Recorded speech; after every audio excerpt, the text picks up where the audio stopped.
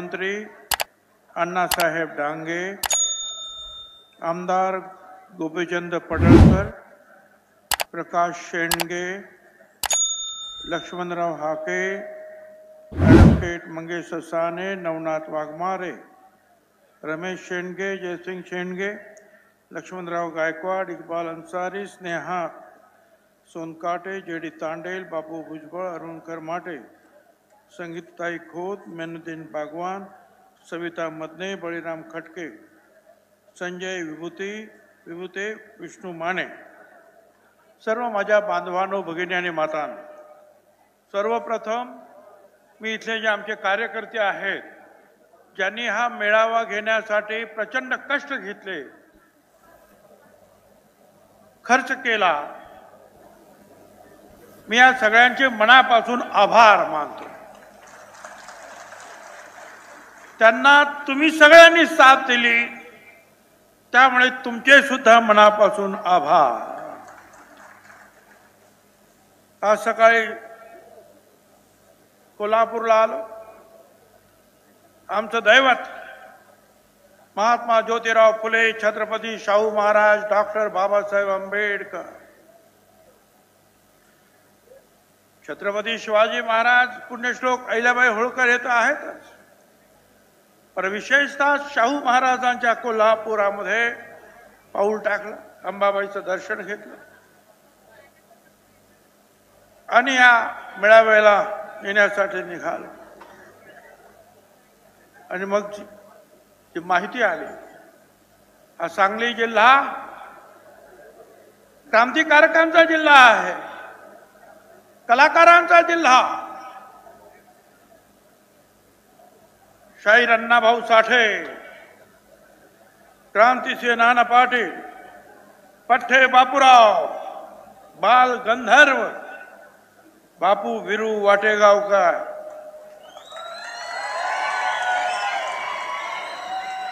आणि हेही खरं आहे, आजकालच्या अलीकडच्या काळामध्ये जे राज्यकर्ते झाले त्याच्यातील वसंतदादा पाटील आणि राजाराम बापू पाटील आणि असंख्य असे जे आहेत चांगले लोक आहेत, या सगळ्यांचा हा जिल्हा, या जिल्ह्यामध्ये पदार्पण केलं। मी वसंतदादांचं नाव घेतो, खरं आहे, वसंतदादा मुख्यमंत्री होते, मी नगरसेवक होतो आणि आमच्या अंजीरवाडी गणपतीचा मी अध्यक्ष, आणि त्या अंजीरवाडीमध्ये आपल्या आटपाडीचे अर्जुन तातोबा ढगे, अर्जुनराव ढगे, आणखी सगळे ढगे कंपनी, सगळे ही सोना चांदी गाळणारे सगळे। आम्ही सांगितलं दादा तुम्ही या, दादा ताबडतोब आले, तब्येत बरी नसताना आले। एक तर कथा अशी आहे की सांगलीवरून लोक भेटायला निघाले दादा ट्रकमधून, शेतात काम करणारा गरीब माणूस म्हणतो कुठे चालणार रे, दादाला भेटायला चाललो, अरे थांबा मी पण येतोय, आणि असाच उघडा पडका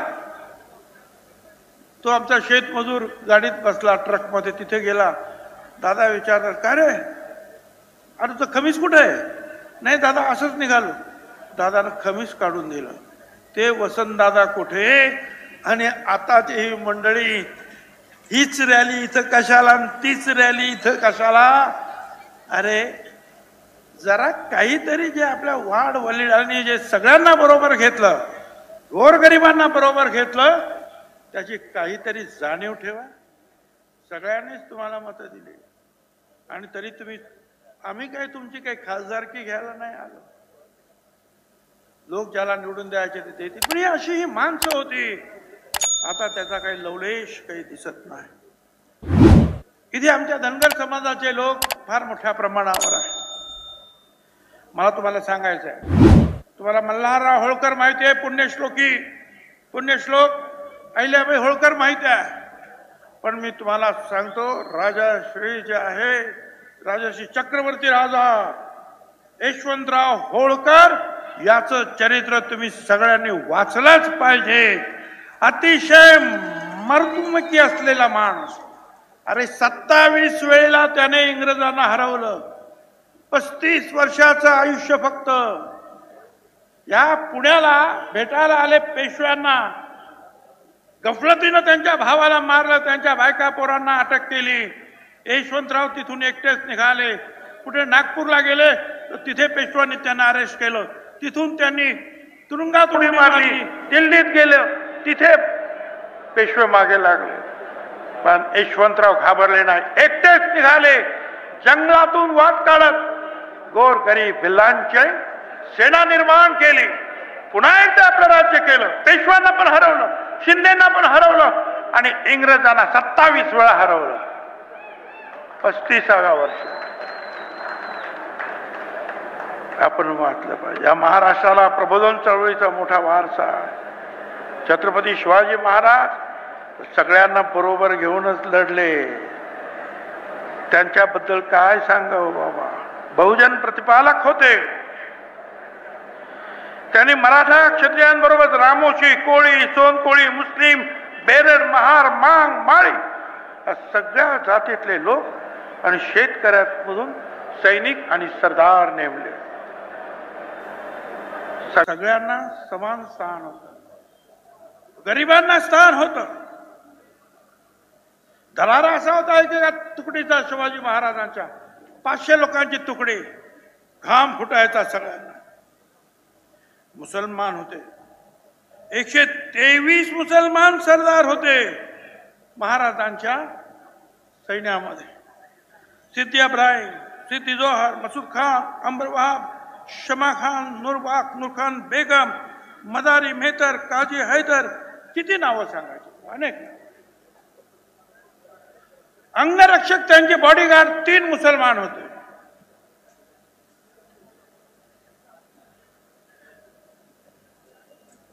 त्यांनी सगळ्यांना बरोबर घेतलं. हिंदूंनाही बरोबर घेतलं, मुसलमानांनाही बरोबर घेतलं.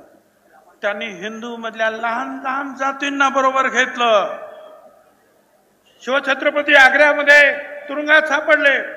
पेटाऱ्यातून पळण्याचा घाट त्यांनी घातला आणि लोकांना तिथे तिथल्या संरक्षक जे पोलिसांना तिथले जे त्यांचे सैनिक मुघलांचे त्यांना संशय येईल म्हणून मदारी मेहतर नावाचा मुसलमान सैनिक महाराजांच्या अंथरुणावर महाराज बनून झोपला.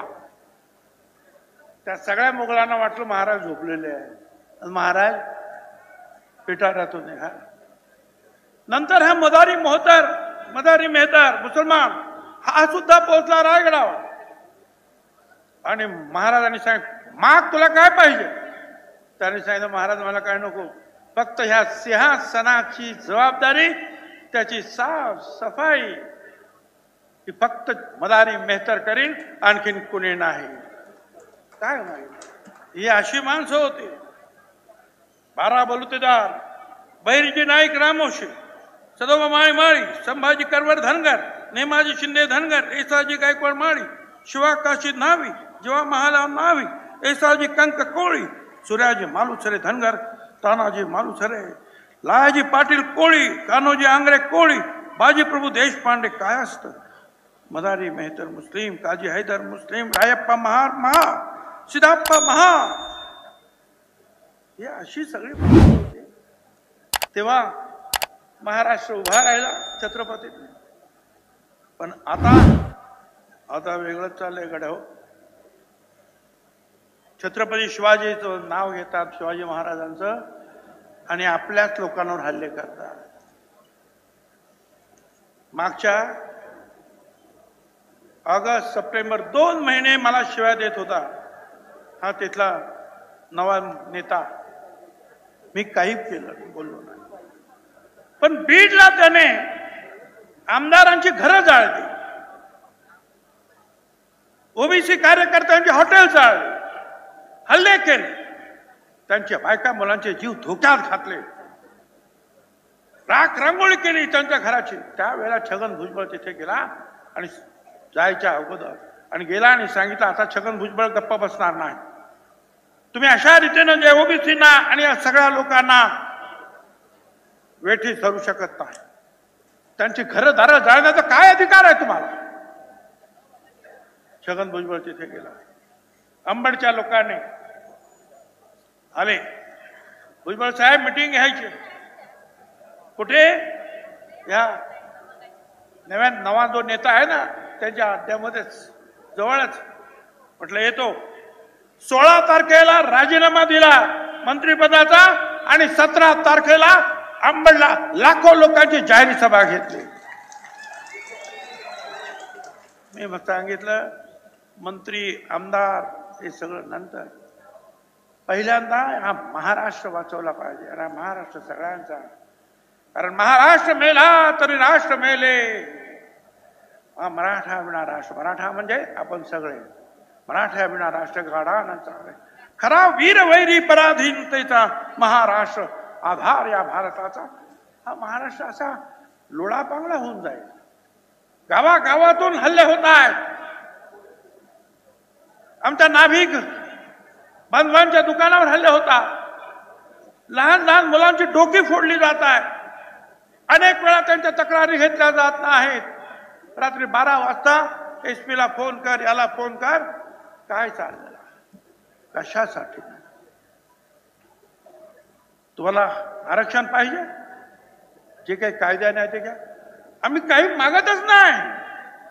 आम्ही सांगितलं आमच्या आरक्षणाला धक्का लागू नका. आम्ही काही मागत नाही. त्यांना वेगळं आरक्षण द्या. खरं म्हणजे इथं मराठा समाज, तिथे पटेल, पाटीदार, आमका तिकडे जाट, ह्या सगळ्यांची मागणी होती OBC मध्ये. पण मोदी साहेबांनी 10% EWS म्हणजे आर्थिकदृष्ट्या मागासांना आरक्षण दिलं. वरची सगळी आंदोलनं बंद. महाराष्ट्रामध्ये सुद्धा 10%मध्ये 8.5% मराठा समाजाच्या लोकांना आरक्षण मिळालं. त्याचा फायदा त्यांनी घेतला. अरे तुम्ही हेही घेतलं, कुणबी म्हणून इकडेही तुम्ही येऊन राहिले. परत मराठा आरक्षण पण तुम्हाला पाहिजे. अगोदर म्हणाले नोंदी आहेत तिकडे तेलंगणामध्ये. आम्ही म्हटलं बा ठीक आहे, खरं असेल तर घ्या कुणबी. मग म्हटलं सगळा मराठवाड्यालाच घ्या, सगळा मराठवाड्यात मराठा, त्यांना OBC दाखले द्या, कुणबी द्या. मग महाराष्ट्रातल्या लोकांना द्या. अरे सगळ्यांनाच कुणबी व्हायचं, मग या महाराष्ट्रामध्ये मराठा राहणार आहे का नाही? तर सगळा मराठा संपणार आहे. काय विचार आहे? बरं कुणबी व्हायचं परत सांगत आम्ही मराठा, आम्ही मराठा. ते एका जातीसाठी लढतात. हे खरं आहे, ते एकटेच भाषण करतात. आमच्याकडे अनेक लोक भाषण करतात. काय करणार? माझ्याकडे 334 जाती आहे. प्रत्येक जातीच्या माणसाला मला प्राधान्य द्यावं लागतं. प्रत्येक जातीचा लीडर येऊन बोलतो आणि त्याचं ऐकावं. आम्ही सगळे एक आहोत. मी एका जातीचं प्रतिनिधित्व आम्ही करत नाही, आम्ही संपूर्ण वर्गाचं प्रतिनिधित्व करतो. OBC वर्गाचं आम्ही प्रतिनिधित्व करतो. आणि तुम्ही महाराजांचं नाव घेणार, हल्ले करणार. अरे महाराजांची समाधी महात्मा ज्योतिराव फुलांनी शोधून काढली. महात्मा ज्योतिराव फुलांनी पहिलाच छत्रपती शिवाजी महाराजांचा पोवाडा लिहिला, 350 ओव्यांचा. दुसरा पोवाडा मुस्लिम शाहीर अमर शेख यांनी लिहिला. आणि हे सगळे पोवाडे आणि स्वतःचा पोवाडा अण्णाभाऊ साठे यांनी अख्ख्या जगात गायले. शिवजयंती महात्मा ज्योतिराव फुल्यांनी सुरू केली. अरे आम्ही शिवाजी महाराजांचे नाही. तुम्ही शिवाजी महाराजांचं नाव घेणार आणि आमदारांच्या बायका पोरांवर का, तर कोणी तेली आहे, कोणी माळी आहे, कोणी अमुक आहे. काही मराठा आमदार त्यांच्याही घरावर हल्ले. तर कशासाठी? तुम्हाला काय पाहिजे ते मागा ना तुम्ही. आणि आज सुद्धा हा जो म्हणतो ना सगळं आरक्षण भुजबळांनी खाल्लं. अरे आम्ही 54% आहोत. आम्ही म्हणतो जनगणना करा. करा जनगणना, किती आहात मोजा, मोजा डोकी आमची. समीर भुजबळने ठराव मांडला होता 2010 साली तिकडे पार्लमेंटमध्ये. गोपीनाथराव मुंडे त्यांच्या पाठीमागे खंबीरपणे उभे राहिले. आणि मग सगळे लालू प्रसाद यादव असतील, मायावती असतील, सगळे लोक उभे राहिले. 100 खासदार उभे राहिले. जनगणना करा. गोपीनाथराव म्हणाले, अरे मेंढ्या, बकऱ्या, गाई, म्हशी तुम्ही मोजता, आमची माणसं मोजा की. हो म्हटले, परंतु ते काही झालं नाही. काय करायचं. आता परत एकदा लढाईचे दिवस आले तर काय. महाराजांच्या बद्दल जे महात्मा फुल्यांनी म्हटलेलं आहे ते आपल्याला आता करावं लागणार आहे. महाराजांच्या बद्दल महात्मा फुले म्हणतात, सोसिले उन्हा तान्हाला, भ्याला नाही पावस आला, डोंगर कंगर फिरला, यवन जेरीस आणला, लहान मोठ्या पागेला कधी नाही विसरला. सगळ्या राज्य क्षेत्रामध्ये पहिला नाही दुसरा उपमेला. जी छत्रपतींनी केलं हे तुम्हाला आम्हाला लहान लहान लहान लोकांना बरोबर घेऊन हे सगळं करायचं आहे. सगळ्यांना न्याय देण्यासाठी हे सगळं करायचं आहे.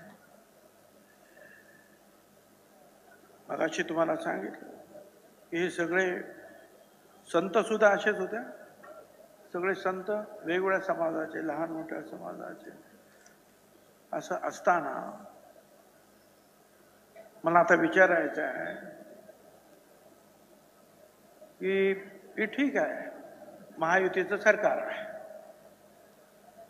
महायुतीचं सरकार, मी तुम्हाला नक्की सांगतो, तुम्हाला ओबीसी मधून मराठा समाजाला आरक्षण देणं शक्य नाही, म्हणजे नाही देणार. ओबीसी मधून आरक्षण देणार नाही. अरे 4 आयोगाने सांगितलं नाही, सुप्रीम कोर्टाने सांगितलं नाही. बरं, आम्ही 54%, बिहारमध्ये मोजले तर 63% निघाले.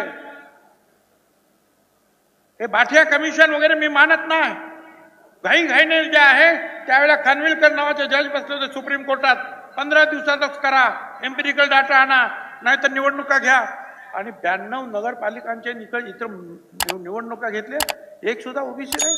आणि म्हणून घाईने जे काय करायचं ते आम्ही केलं. पण आम्ही 54% पेक्षा जास्त या मोजा. आणि 54%ला 27% आरक्षण दिलं. आणि आरक्षण भरलं किती? सगळं भुजबळांनी खाल्लं म्हणतात. अरे 27% आरक्षणासमोर सरकार म्हणतं फक्त 9.5% आरक्षण आमचं भरलंय. आमचा बॅकलॉग किती आहे? 9.5% तुम्ही भरलं. आमचा बॅकलॉग अगोदर भरा, मग इतरांचा विचार करा. आम्ही सांगतो वेगळं आरक्षण द्या ना, आमचा सपोर्ट घ्या तुमचं वेगळं आरक्षण. पण नाही, इथेच घेणार, याच्यातच घेणार. कशासाठी घेणार? मला त्यांना विचारायचं. विचारा, महाविकास आघाडीच्या लोकांना विचारा ना. म्हणजे आमचे तर हे महायुतीचे आम्ही सांगितलं तुम्हाला. मग शिंदे असतील, फडणवीस असतील किंवा अजितदादा असतील, ओबीसीला धक्का लावणार नाही म्हणून सांगितलेलं आहे. तुम्हाला ओबीसी म्हणून आरक्षण पाहिजे मराठा समाजाला, विचारा शरद पवार साहेबांना, विचारा उद्धवरावजी ठाकरे यांना, विचारा ना काँग्रेस पक्षाच्या पुढाऱ्यांना. देणार तुम्ही? मग तुम्ही फक्त जे आहे काम मला आणि आम्हाला टार्गेट करता. जर तुम्हाला कोणीच देणार नाहीये, सांगावं त्यांनी. एकाही पक्षाने,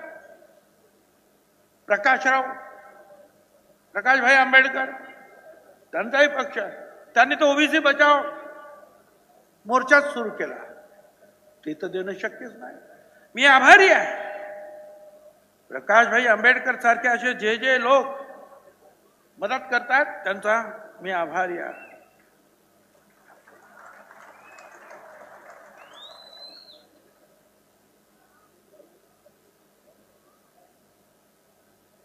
मुस्लिम आरक्षण, मी मुस्लिम आरक्षण देणार. कोण सांगतो?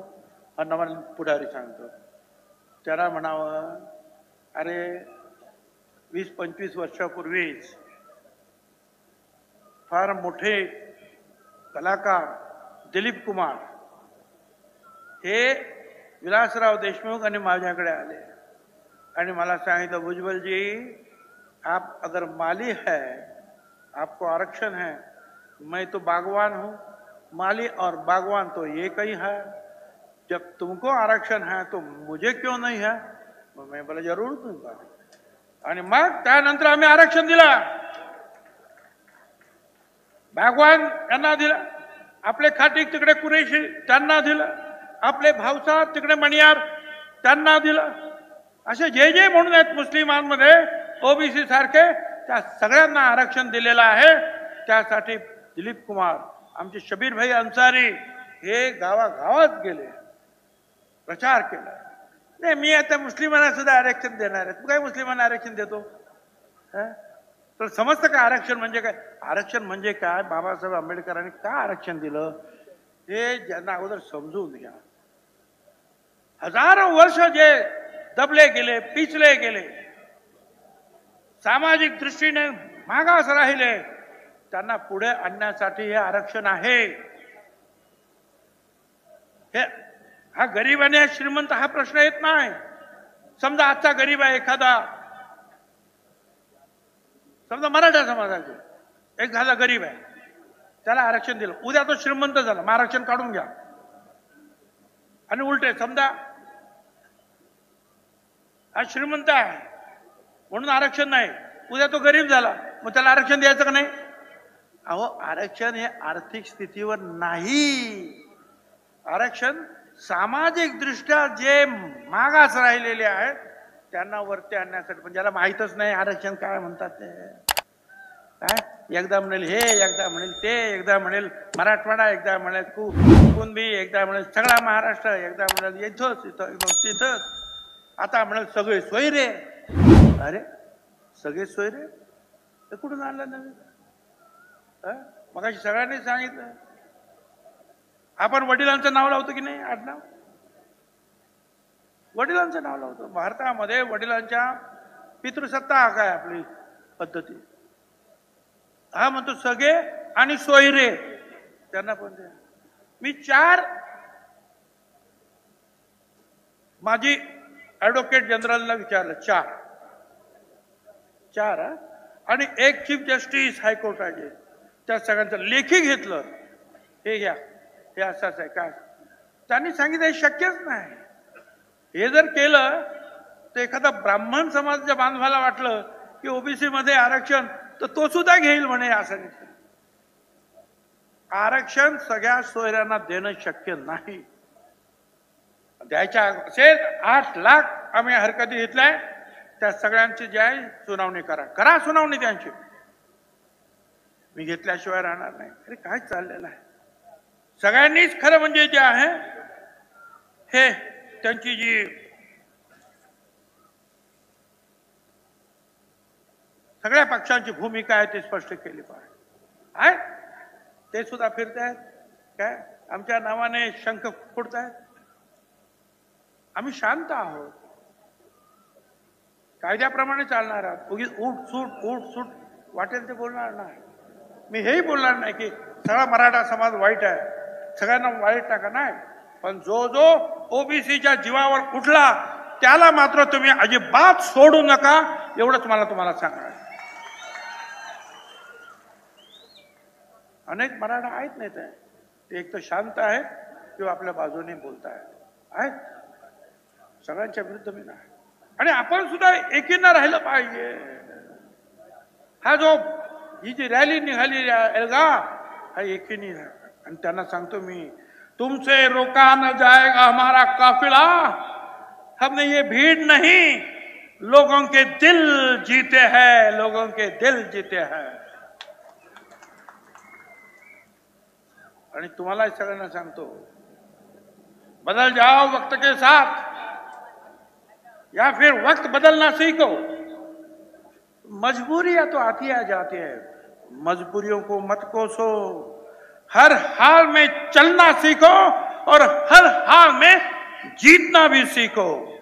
सगळ्यांनी एकत्र राहणे शक्य आहे, त्याच्यासाठी एकत्र लढावं लागेल. आम्ही 288 उमेदवार उभे करू. अरे 88 तर उभे कर, 288 कुठून करतो? आणि 288 मध्ये 8 तर निवडून ये ना, मैदानात ये, निवडणुका लढाव हिम्मत असेल तर. लढव निवडणूक. चॅलेंज आहे माझं, 288 उमेदवार उभे करून दाखव. मगाशी चांगलं सांगितलं एकाने, म्हणजे त्याला हेही माहिती नाही या 288 मध्ये राखीव जागा आहेत, दलितांच्या राखीव आहे, आदिवासींच्या राखीव आहे. तिथे सुद्धा मराठा समाजालाच उभं कर. काय अहो हुशार माणूस किती. मागच्या लोकसभेला बीडमध्ये गेले, अहो म्हणे ओपनची जागा आहे ना, मग इथे वंजारी समाजाची पंकजाताई कशी काय उभी. अरे लोकसभेत नाशिकला आला, माझं नाव चाललं होतं की उभं राहायचं. अरे नाशिक ओपन आहे, मग भुजबळ इथे कसा काय उभा राहू शकतो. त्याला हेही माहिती नाही की विधानसभा लोकसभेमध्ये ओबीसीला आरक्षण नाही, हे सुद्धा त्याला माहिती नाही. मोठा अक्कलवान प्राणी आहे, रोज नवीन नवीन काहीतरी करणार, रोज नवीन नवीन. काल परवा म्हणे त्याला बोलता बोलता भोवळ आले. मी परमेश्वराकडे प्रार्थना करतो की त्यांच्या तब्येतीला आराम मिळू दे. लढू दे ना, मैदानात लढण्यासाठी सुद्धा मनुष्य आपल्याला तगडा पाहिजेच ना. काय आम्ही त्याच्यासारखे दुष्ट नाही, आम्ही त्यांना शिव्या देणार नाही. आम्ही सांगू परमेश्वरा त्यांना मोठं आयुष्य दे आणि बुद्धी सुद्धा दे, प्लीज प्लीज त्यांना बुद्धी सुद्धा दे. आयुष्य नुसतं देऊन काय, हे सगळं आरक्षण त्यांना समजावून सांगा. कोणी हे सगळं जे आहे करत असताना आज सगळ्यांसाठी आपण काम करतो ना. आपल्या गावागावातली भांडणं संपली पाहिजे. मी शरद पवार साहेबांकडे गेलो मी पवार साहेबांकडे, कुणाला विचारलं नाही.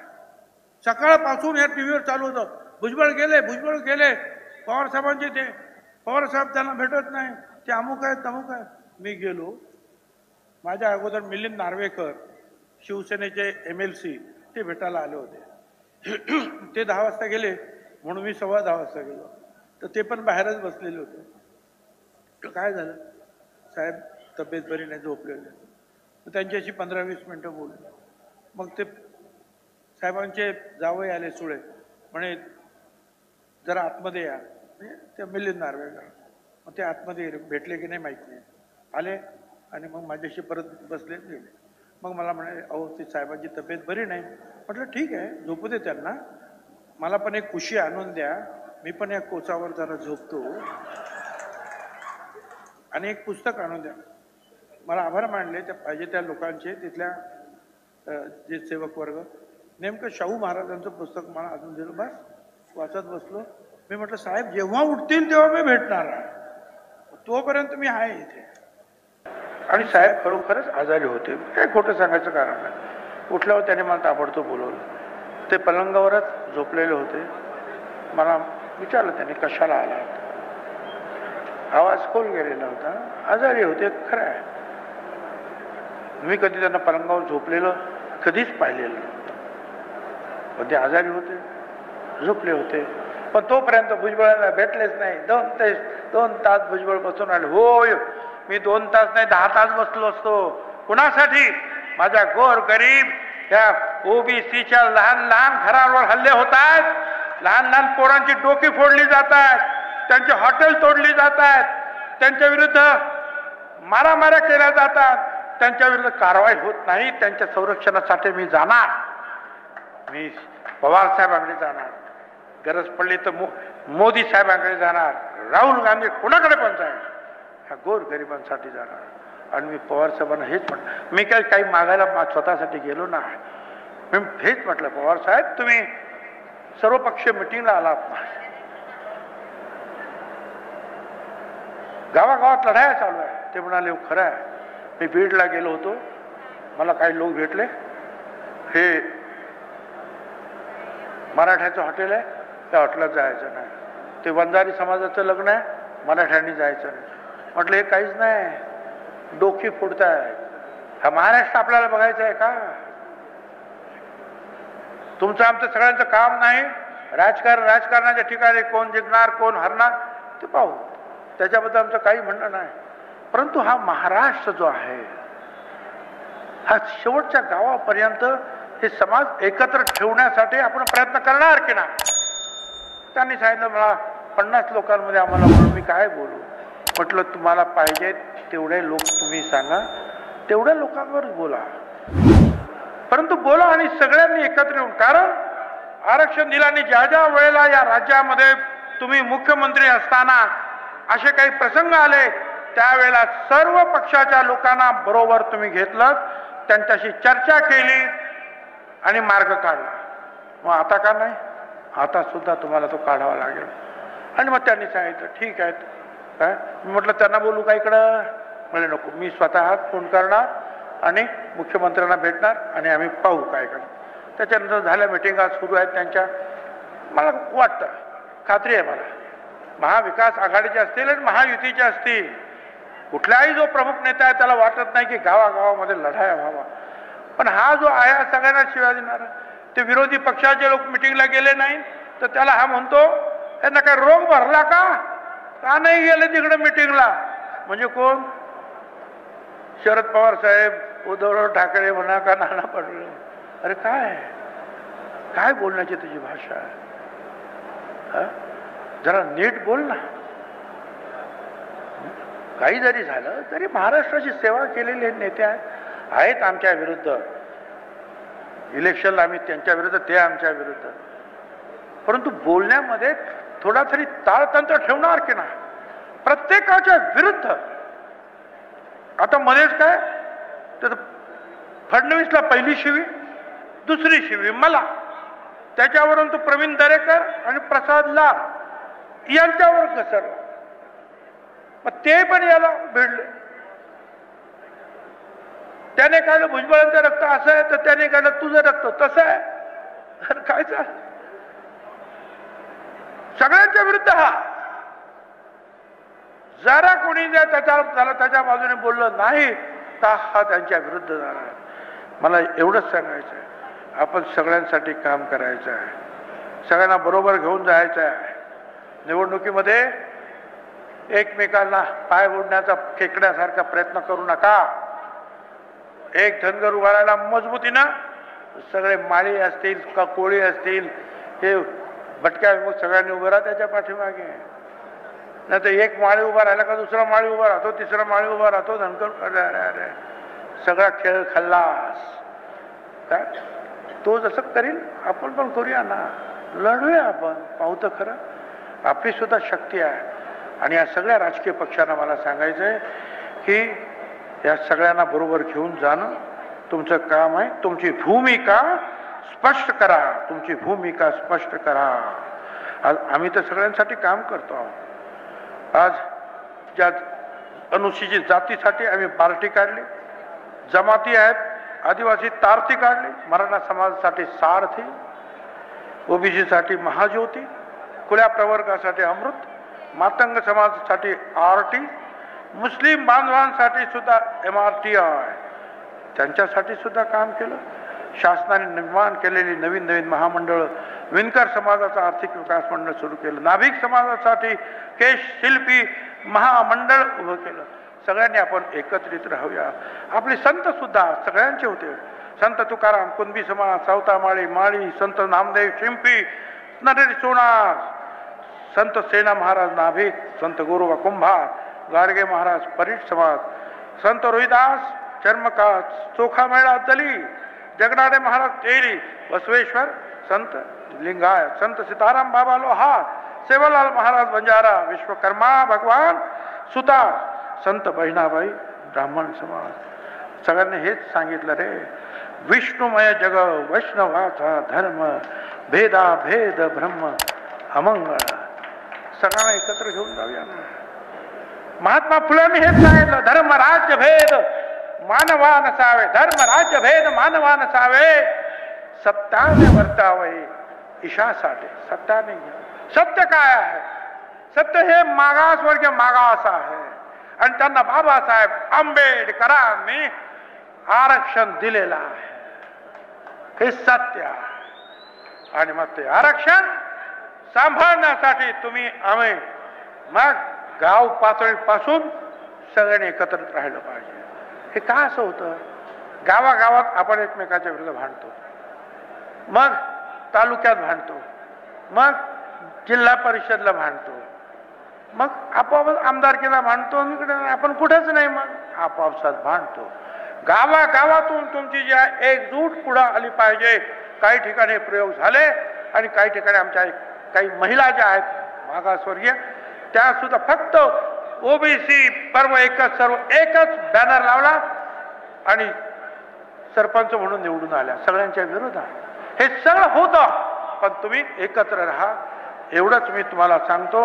आणि जर आपण जर एकत्र राहिलो तर तुम्हाला अटल बिहारी वाजपेयींनी सुद्धा तेच सांगितलं होतं, निज हाथों में हंसते हंसते आग लगाकर जलना होगा, कदम मिलाकर चलना होगा, कदम मिलाकर चलना होगा. सगळ्यांनी एकमेका बरोबर आपण जाऊया आणि ह्या आरक्षणाचं आपल्या ओबीसी आरक्षणाचं संरक्षण करूया. धन्यवाद. जय हिंद, जय महाराष्ट्र. गरजा हिंदुस्तान चॅनलला सबस्क्राईब करा आणि ताज्या घडामोडी जाणून घेण्यासाठी बेल आयकॉनवर प्रेस करा.